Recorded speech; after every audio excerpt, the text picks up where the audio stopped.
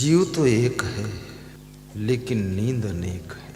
कोई जीव मोह की नींद में सो रहा है, कोई लोभ की नींद में सो रहा है, कोई अभिमान की नींद में सोया है, कोई कामवासना की नींद में सो रहा है, कोई क्रोध की नींद में सो रहा है। दिन रात क्रोध करता है, क्रोध में जल भुन जाता है। उसके क्रोध करने से संसार तो नहीं बदलता है लेकिन वो खुद बिगड़ता जा रहा है। इसलिए बहुत क्रोध न कर। स्त्रियों को ध्यान रखना है ज्यादा, क्योंकि इनके पास बच्चे होते हैं, बच्चे शैतानी करते हैं तो इनको क्रोध आ जाता है। कभी कभी स्त्रियां बच्चों को कूट देती है। अब धान कूटने को तो है नहीं तो क्या कूटे, तो बच्चों को कूट देती है। जिनके बच्चे भी नहीं हैं तो कभी कभी अपने पति को कूट देती है।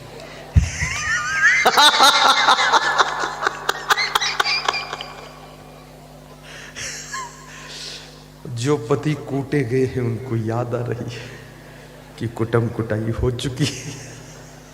लेकिन ऐसी स्त्रियां बहुत कम हैं, 1000 में एक है बस। बाकी कोई स्त्री अपने पति को नहीं कूटती है और पति भी अपनी पत्नी को कूटता नहीं है। और जो कूटता है अपनी पत्नी को बहुत पाप भी लगता है। थोड़ा इनको क्षमा भी कीजिए। बच्चों को डराना चाहिए, थोड़ा धमकाना चाहिए, हल्का सा थप्पड़ मार देना चाहिए, लेकिन बहुत ज़्यादा कुटाई करने से उनकी पीठ की रीढ़ टूट जाएगी। कमजोर है, बालक है, ज्ञान नहीं है, क्षमा कीजिए उसको। क्षमा बड़न को चाहिए, छोटन को उत्पात, विष्णु की क्या घट गई, जो भृगु ने मारी लाट। बड़ों को क्षमा करना चाहिए, अर्थात जो क्षमा करता है वो बड़ा होता है, और जो क्षमा मांगता है वो उस बड़े से भी बड़ा होता है, और जो गलती करता है वो छोटा होता है, और जो गलती पर गलती करता है, बार बार गलती करता है, गलती को दोहराता रहता है, वो तो बहुत ही छोटा है। और जो गलती करके अकड़ता भी है, ऐंठता भी है, सीना सामने ठोंक देता है कि क्या कर लोगे तुम हमारा, वो कौन है? वो फिर पशु की ग्रेड में है, जानवर है, समझ नहीं है। गलती एक बार हो जाए तो उसे गलती कहते हैं, और 2 बार हो जाए तो उसे भूल कहते हैं, बार बार गलती हो जाए तो उसे अपराध कहते हैं, और जिंदगी भर गलती होती रहे तो उसे पाप कहते हैं, और जो दूसरों को भी गलती में ढकेल दे उसे फिर महापाप कहते हैं, महापाप है।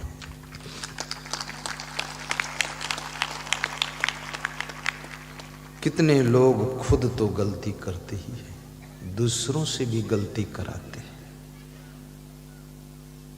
खुद दारू पीते हैं, दूसरों को भी पिलाते हैं। दारू ऐसे पिलाते जैसे चाय पिलाई जाती है। और मैं निवेदन करूंगा, शराब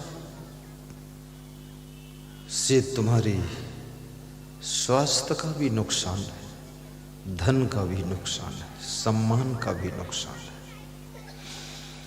समय का भी नुकसान है, बुद्धि का भी नुकसान है। शराब से फायदा तो कुछ भी नहीं है।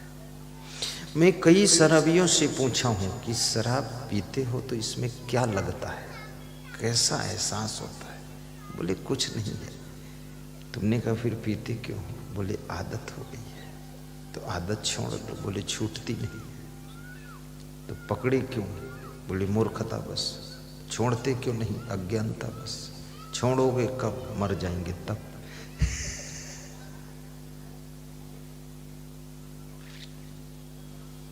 जिसके पास में किसी प्रकार की आदत नहीं, वह व्यक्ति दुखी भी नहीं होता है, इसलिए आदत को नियंत्रण कीजिए।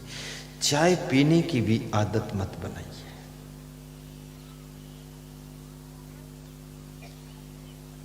दूध पीने की भी आदत मत बनाइए। मैं अपनी बात करता हूं, मुझे किसी चीज की आदत नहीं, तो कुछ चीजें तो मैं लेता ही नहीं। चाय है, काफी है, झंझट खत्म, फालतू का।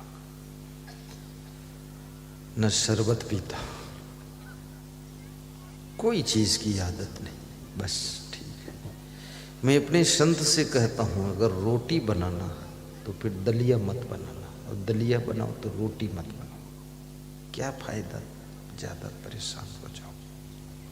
सब दलिया में वही है, वही रोटी में। सारी आदतों को जीतो, और जिस दिन तुम आदतों को जीत लोगे, उसी दिन तुम दिखने में तो लगोगे कि इंसान हो, लेकिन वास्तव में तुम इस धरती के सबसे बड़े महान व्यक्ति हो। तुम्हारे पास कोई दुख नहीं है।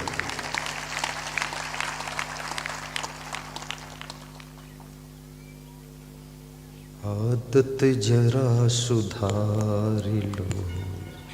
गाइए, कुछ याद वाद है कि नहीं? कुछ नहीं, सब सफम सफाई।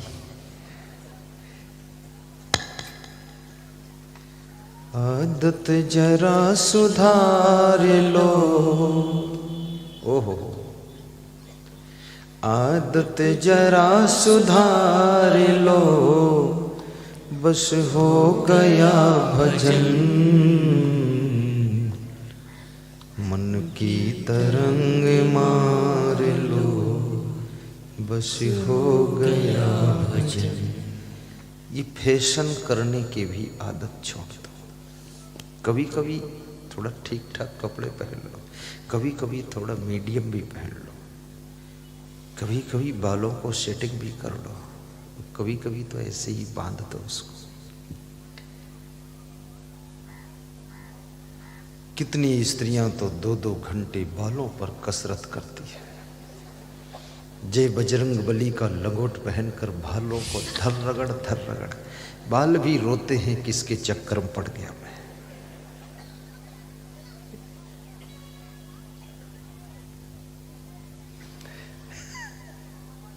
साहिब बंदगी साहिब, वाह वाह साहिब साहिब।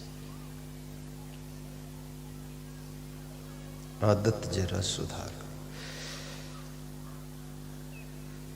रोने की आदत भी छोड़िए। कितने लोगों की आदत होती है, किसी ने थोड़ा सा कुछ कह दिया, रोने के लिए बैठ गए।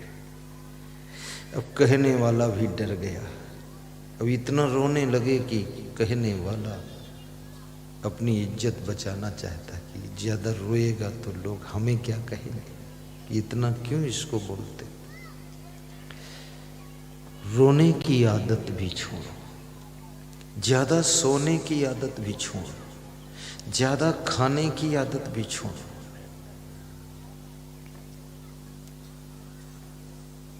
मनमानी करने की आदत भी छोड़िए।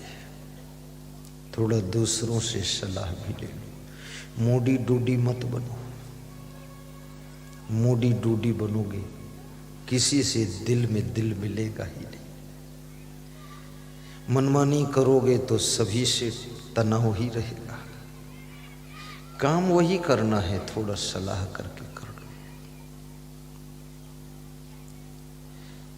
कर्जा लेने की आदत भी छोड़ो, बहुत कर्जा मत लिया करो। विशेष जरूरत है तो कर्ज ले लो, लेकिन कर्ज को अदा करने का फर्ज भी पूरा करो।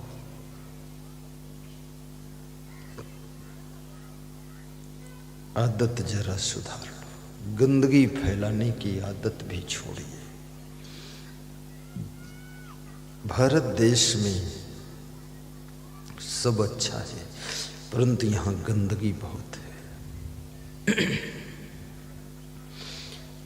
अभी 2-5 साल में कुछ सफाई तो दिख रही है। पैसे का दुरुपयोग करने की आदत भी छोड़िए। कंजूसी की आदत भी छोड़िए। फिजूल खर्ची की भी आदत छोड़िए।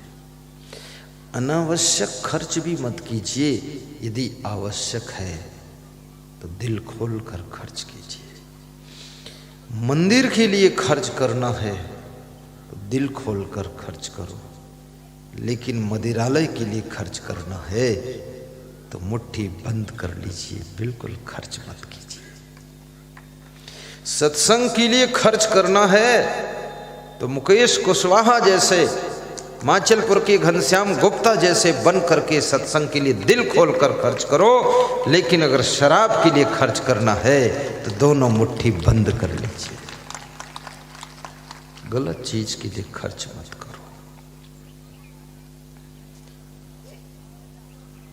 पैसे कमाइए और पैसे बचाइए भी, और बचे हुए पैसे से अपने बच्चों को, अपनी धर्म पत्नी को अच्छे कपड़े पहनाइए, उनके लिए अच्छी कार लाइए। आजकल तो बड़ी सस्ती सस्ती कारें आ रही हैं, 50,000 की भी कार आती है। सेकेंड हैंड ले लो, डेंट पेंट करा दो। कोई पूछे कब लाए थे, कह दो बहुत दिन हो गए। बताओ ही मत पुरानी है नई है, क्योंकि शोरूम से निकलने के बाद 6 महीने बाद सब पुरानी ही हो जाती है। सेकेंड हैंड से भी काम चलाओ। अपनी वाइफ को कार में बिठा कर चलो। ये मोटरसाइकिल पर फटफटी पर बिठाते हो, गिर पड़ो तो पत्नी की टांग टूट जाएगी। और तुम्हारी पत्नी भी बहुत आशा लेकर ससुराल आई थी कि पति के पास जा रही हूँ, क्या ठाठ से रहूंगी, और पति देव ऐसे मिले हैं। कितनी स्त्रियों को तो पति के रूप में पाड़ा मिला है। भैंस का पाड़ा होता है, पड़ा ही रहता है, कुछ काम नहीं करता है। अब उनकी स्त्री जब देखती है अपने पति को तो उसको पाड़ा की याद आती है कि एक पाड़ा द्वार पर, दूसरा पाड़ा घर में बेड पर पड़ा है।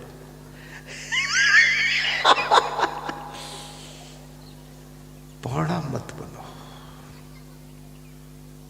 वाह वाह, समझो बात।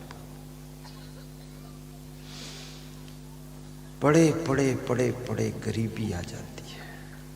कर्म योगी बनो। धनवान व्यक्ति का सम्मान रिश्तेदारों में समाप्त हो जाता है। गुणवान व्यक्ति का आदर समाज में समाप्त हो जाता है। गुणहीन व्यक्ति का, यदि आदर पाना है तो गुणवान बनो, और रिश्तेदारों में छाप छोड़ना है तो थोड़ा धनवान भी बनो। तुम जब गरीब हो जाते हो तो रिश्तेदार तुम्हारे कार्यक्रम में शामिल नहीं होना चाहते। तुम निमंत्रण देने जाते हो फिर भी वो आते नहीं। जब तुम संपन्न होते हो तुम्हारे रिश्तेदार इंतजार करते हैं कि उनके बेटे का विवाह है, हमारा भी न्योता आएगा, निमंत्रण आएगा, आस लगा कर बैठते हैं। इसलिए परिश्रम करना चाहिए। आपकी वाइफ की भी आशा रहती है कि मेरा पति मुझको ऐसे रखेगा जैसे महारानी है, रानी, पटरानी, महारानी। आपकी वाइफ ये नहीं सोचती मेरा पति मेरी जिंदगी में हैरानी पैदा करेगा, महारानी जैसे रहना चाहिए। और कितने पतियों को ये पत्नी भी ऐसी मिली है जैसे शादी के पहले सोचते थे लाड़ी आएगी, लाड़ी के बजाय वो भैंस की पाड़ी आई है। लेटी रहती है, पड़ी रहती है, काम नहीं करती और सुनाती है ज्ञान की बातें कि मैं मायके में कुछ भी काम नहीं करती थी, मेरे पास भी कोई ऐसा साधक आ जाता है वो मुझको सुनाता है ज्ञान की बातें, बोलता है मैं घर में कुछ भी नहीं करता था। तो मैंने कहा ऐसा क्यों सुनाते हो? बोले इसलिए सुनाता हूं तुम्हारे पास भी कुछ भी नहीं करूंगा।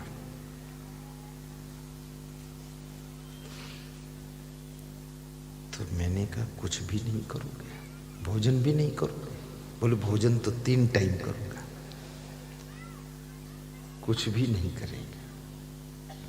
तो ये आलसियों की जमात इकट्ठा करना है क्या? ये निकम्मे लोग, ये साधु बन करके देश को बर्बाद करेंगे।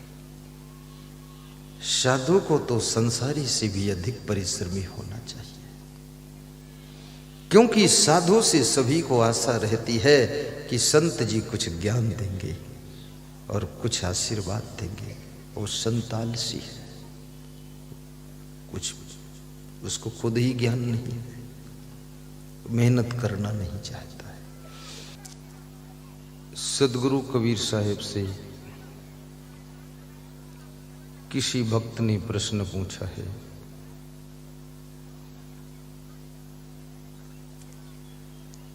मनुष्य सुख चाहता है और सुख के लिए ही कर्म करता है, परंतु फिर भी ये दुखी क्यों रहता है?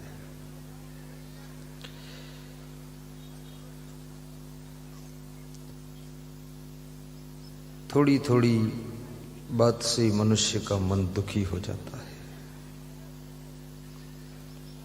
और छोटी सी बात से मन प्रसन्न भी हो जाता है। मन बहुत कोमल है,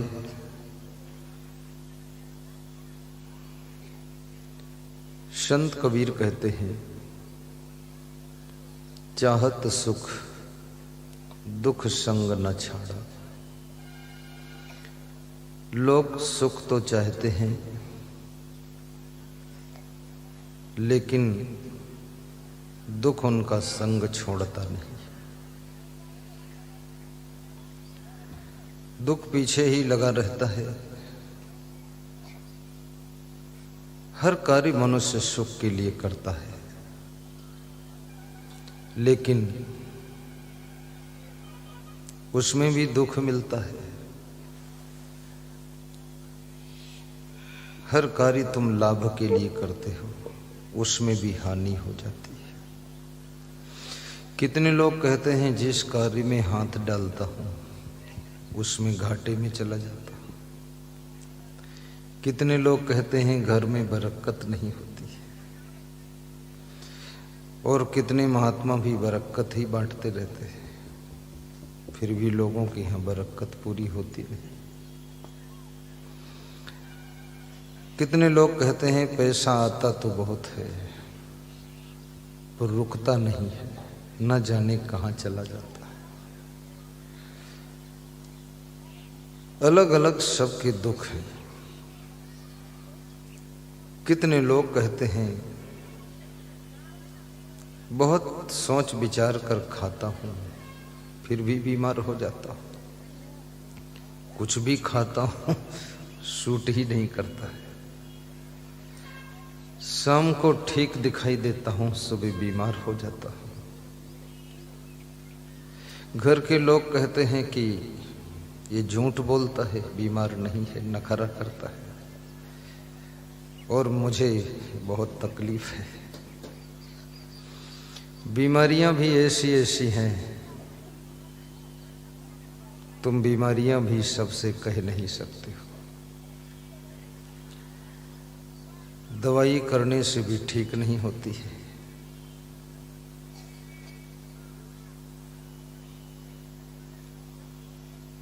नाना प्रकार के दुखों से दुखी जीव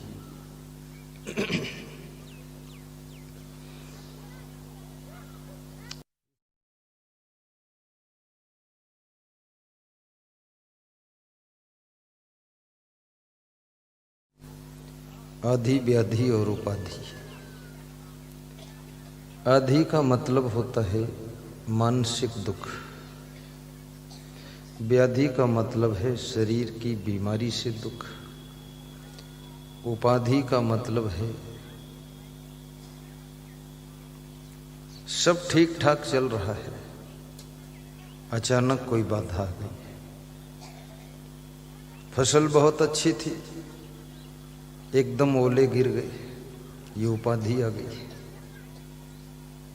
शाम तक खुश थे कि चना अच्छा है, धना अच्छा है, गेहूं अच्छा है, रात में ओले गिरे, सुबह सब बुरा हो गया, दुख शुरू हो गया। इसका नाम उपाधि है। तुमने गाड़ी सड़क किनारे खड़ी कर दी, किसी ने ला करके तुम्हारी गाड़ी में अपनी गाड़ी टकरा दी, तुम्हारी गाड़ी कूच गई। अब ये उपाधि आ गई। तुम कहते हो मेरी कोई गलती नहीं थी, मेरी गाड़ी तो ठीक जगह खड़ी थी, पर न जाने कौन पागल आया मेरी गाड़ी तोड़ के चला गया। तरह तरह के दुखों से तुम्हारी जिंदगी घिरी हुई है। फिर विचारक कहते हैं कि अनुकूल वेद नियम सुखम, प्रतिकूल वेद नियम दुखम। जहां जहां तुमको अनुकूलता मिलती है वहां वहां तुम सुख मान लेते हो, और जहां जहां प्रतिकूलता लगती है वहां वहां तुम दुख मान लेते हो। परंतु ये संसार परिवर्तनशील है, इसमें बदलाव होता रहता है। मौसम भी बदलते हैं, समय बदलता है, वक्त बदलता है, सामान बदलता है, शासन प्रशासन बदलता है, अफसर बदलते हैं, नेता मिनिस्टर बदलते हैं, लोगों के स्वभाव भी बदलते हैं। आप जिस स्त्री के साथ शादी करते हैं जो तुम्हारी पत्नी बनती है, और जो पुरुष तुम्हारा पति बनता है, तो जिस समय शादी करते हो उस समय जैसी तुम्हारी पत्नी थी, जैसा तुम्हारा पति था, 1 साल बाद वो बदल जाते हैं। उनका शरीर भी बदल जाता है, चेहरा भी बदल जाता है, ओंठें भी बदल जाती हैं, स्वभाव बदल जाता है, बोली बदल जाती है, आचरण भी बदल जाते हैं। तब तुमको बहुत दुख होता है कि वैसी ही रहती तो ठीक था। एक पति अपनी पत्नी से कह रहा था, तू तो धीरे धीरे डोकरी हो गई। तो पत्नी ने कहा, कब तक छोकरी रहूंगी, आखिर 7 बच्चों की मां बन गई, अब डोकरी तो होने 7 छोकरी छोकरा हो चुके, फिर भी हमको छोकरी देखना चाहते, अब डोकरी तो रहूंगी। पति चाहता है मेरी पत्नी वैसी ही उम्र में बनी रहे, लेकिन जगत के परिवर्तन चक्र में हर चीज बदलती हुई नजर आती है। जो लोग बचपन में तुमको बहुत प्रेम करते थे, वही लोग जब जवान हो जाते हैं तो तुम्हारे पास बैठते नहीं, और जो लोग बचपन में तुम्हारे पास बैठते नहीं थे, जवान होने पर वे तुम्हारे पास आकर बैठते भी हैं, प्रेम भी करते हैं। बुढ़ापे में फिर तुमसे दूर हो जाते हैं, और जिनसे जिनसे तुम प्रेम करते हो उनको तुम खुशी देखना चाहते हो। जब वे थोड़ा उदास दिखाई देते हैं तो तुम चिंतित होने लग जाते हो। उनके चेहरे पर थोड़ा निराशा दिखती है तो तुम दुखी होने लग जाते हो और पूछते हो क्या बात है। वे कहते हैं कोई बात नहीं है, तो तुम कहते हो कोई बात तो जरूर है, क्योंकि उदास क्यों हो। तुम अपने प्रेमी को उदास देखना नहीं चाहते हो। इसलिए अगर कोई स्त्री चाहती है मेरा पति खुश रहे, तो उस स्त्री को खुश रहना चाहिए, और कोई पति चाहता है मेरी पत्नी खुश रहे, तो उस पति को खुश रहना चाहिए। पति की खुशी से स्त्री की खुशी पैदा होती है, और नारी की खुशी से उस पति की खुशी पैदा होती है। दोनों की खुशी एक दूसरे से प्रभावित होती है। दोनों में किसी एक को जब उदासी आती है तो दूसरे को भी उदासी आ जाती है। इसलिए जिंदगी हमारी तुम्हारी जुड़ी हुई है। खुश रहने की कोशिश कीजिए ताकि तुमसे जुड़े हुए दर्जनों लोग भी खुश रह सकें और घर में खुशियों के फूल खिल सकें।